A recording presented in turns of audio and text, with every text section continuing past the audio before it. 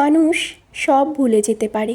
রাগারাগি, ভুল বোঝাবুঝি, ঝগড়া, তর্ক বিতর্ক, মন খারাপ ইত্যাদি সময়ের সাথে সাথে সব ভুলে যেতে পারে মানুষ। শুধু ভুলতে পারে না কিছু কথা। প্রিয় মানুষের মুখ থেকে নিজের ব্যাপারে শোনা কিছু কিছু কথা মানুষের ভেতরে বাজতে থাকে অদৃশ্য ট্যাপ রেকর্ডারের মতো। বুকের ভেতর আটকে থাকে সেসব অপমান, গলার ভেতর মাছের কাঁটার মতো আটকে থাকে সেসব কটূক্তি, ঘুমের ভেতর দুঃস্বপ্নের মতো তাড়া করে, না গেলা যায় না ফেলা যায়। একটা সময় পর সব আঘাত মিলিয়ে যায় ধীরে ধীরে, আবার হাসি ফুটে ওঠে মুখে।